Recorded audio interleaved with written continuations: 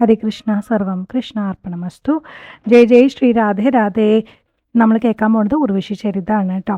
സൂതൻ തുടർന്ന് പറയാണ്, സുദ്യുമ്നന് ശേഷം പുരൂരവസ് രാജ്യഭാരം ഏറ്റെടുത്തു അത്രേ. പ്രജാക്ഷേമ തൽപരനും ധർമ്മിഷ്ഠനുമായിരുന്നു പുരൂരവസ്.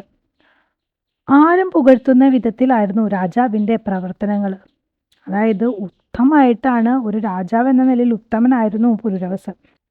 രാജ്യകാര്യങ്ങളിലുള്ള ശ്രദ്ധ, രാജ്യത്ത് സമാധാനം പുനർസൃഷ്ടിക്കുക എന്നു വേണ്ട വർണ്ണാശ്രമ ധർമ്മങ്ങൾ പരിപാലിക്കുക, യജ്ഞാദി പുണ്യകർമ്മങ്ങൾ ചെയ്യുക, ദാനങ്ങൾ ചെയ്യുക, എല്ലാത്തിലും ഉത്സാഹമുള്ള നല്ലൊരു ഉത്തമനായിട്ടുള്ള രാജാവ് തന്നെയായിരുന്നു അദ്ദേഹം. ഒരു രാജാവിന് വേണ്ട എല്ലാ ഗുണങ്ങളും പുരൂരവസിലുണ്ടായിരുന്നു. രാജാവിൻ്റെ കീർത്തിയാണെങ്കിൽ അതുകൊണ്ട് തന്നെ എല്ലായിടത്തും പരക്കുകയും ചെയ്തു.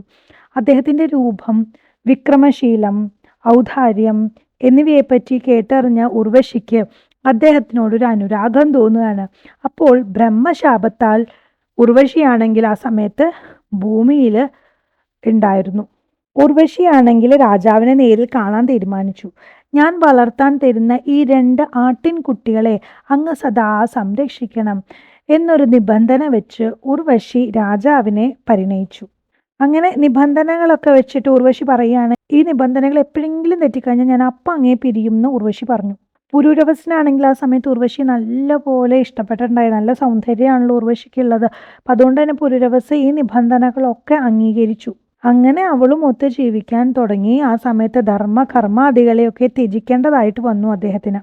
ഉർവശിയാണെങ്കിൽ തൻ്റെ ശാപമോക്ഷവും കാത്ത് രാജാവുമായിട്ട് കാലം കഴിച്ച് അങ്ങനെ ജീവിക്കുകയാണ്. പുരൂരവസിനാണെങ്കിൽ ഉർവശിയോട് വല്ലാത്തൊരു അനുരാഗമാണ്. ഭാര്യയെ കൂടാതെ ഒരു നിമിഷം പോലും തനിക്ക് കഴിയാൻ സാധിക്കില്ല എന്നുള്ള അത്ര അനുരാഗമായിട്ട് തീർന്നു പുരൂരവസിൻ്റെ മനസ്സിൽ. ശാപകാലം കഴിഞ്ഞിട്ടും നമ്മുടെ ഉർവശിയാണെങ്കിൽ സ്വർഗത്തിലേക്ക് തിരിച്ചെത്തണില്ല. ഇതുകൊണ്ട് തന്നെ ദേവേന്ദ്രന് ഈർഷ്യ തോന്നാണ്. അങ്ങനെ ദേവേന്ദ്രൻ ദൂതന്മാരോട് തന്ത്രത്തിൽ നിങ്ങൾ ആ ആട്ടിൻകുട്ടികളെ മോഷ്ടിച്ച് ഇങ്ങോട്ട് കൊണ്ടുവരാൻ പറയുകയാണ്.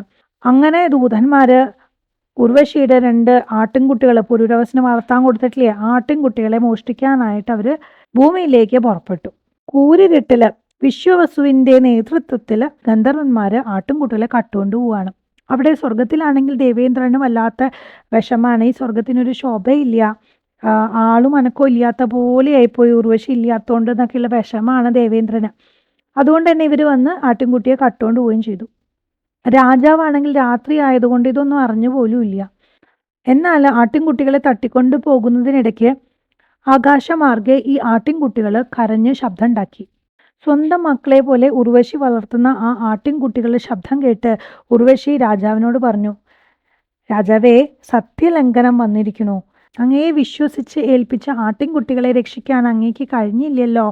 ഇത് കേട്ട് പുരൂരവസ് ആകെ ഞെട്ടാണ്. പുരൂരവസ് ഭാര്യയൊക്കെ സമാധാനിപ്പിക്കാൻ ആയിട്ടൊക്കെ നോക്കി. രാജാവ് ആട്ടിൻകുട്ടികളെ കണ്ടുപിടിക്കാനായിട്ട് അപ്പം തന്നെ പുറപ്പെടുകയാണ്.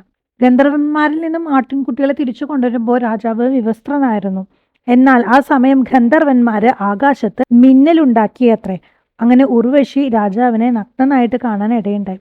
തൻ്റെ മുറിക്ക് പുറത്ത് എവിടെയും വെച്ച് രാജാവിനെ വിവസ്ത്രനായി കാണാൻ ഇടയുണ്ടാവരുത് എന്നുള്ളത് ഉർവശിയുടെ നിബന്ധനകളിൽ ഒന്ന് തന്നെയായിരുന്നു.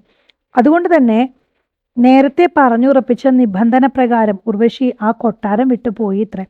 ഉർവശിയോട് വളരെയധികം സ്നേഹം ഉണ്ടായിരുന്ന രാജാവ് കരഞ്ഞുകൊണ്ട് നാടും കാടും തൻ്റെ പ്രിയതമയ്ക്ക് വേണ്ടി അലഞ്ഞു ഇത്രേ.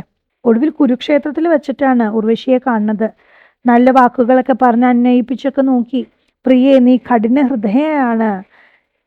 നീയെ ശരണമെന്ന് കരുതി ജീവിച്ച ഞാൻ ഏറെ ദൂരം താണ്ടി നിന്നെ തേടി വന്നിരിക്കുന്നു. നീ സ്വീകരിച്ചില്ലെങ്കിൽ ക്ഷീണിതമായ ഈ ദേഹം കാക്കയും കഴുകനും തിന്നാൻ പോകുന്നു. നീ എന്നെ കൈവിടരുത്. ഇങ്ങനെ കരഞ്ഞുകൊണ്ടിരിക്കുന്ന രാജാവിനോട് ഉർവശി പറഞ്ഞു, അങ്ങേക്ക് വിവേകമില്ലേ? വെറുതെ മനസ്സ് വിഷമിപ്പിക്കാതെ കൊട്ടാരത്തിലേക്ക് തിരിച്ചു പോകാൻ പറയുകയാണ് ഉർവശി. ഇതൊക്കെ ആയിട്ടും രാജാവിൻ്റെ മോഹാവേശം തീർന്നില്ല. അദ്ദേഹം ദുഃഖപരവശനായിട്ട് ജീവിതം തുടർന്നു. വേദത്തിലാണെങ്കിൽ ഏറെ വിസ്തരിച്ച് പറയുന്ന ഒരു കഥയാണിത്. വളരെ ചുരുക്കിയാണ് ഇവിടെ ഈ കഥ പറഞ്ഞു വെച്ചിട്ടുള്ളത് കേട്ടോ. ശ്രീമദ് ദേവി ഭാഗവതം 18-ാം ദിവസം ഇവിടെ പൂർത്തിയാക്കാണ്. ഇനി 19-ാം ദിവസം നമ്മൾ കേൾക്കാൻ പോകുന്നത് ശുഗോത്പത്തിയാണ്. സർവം കൃഷ്ണാർപ്പണമസ്തു. ജയ് ജയ് ശ്രീ രാധേ രാധേ.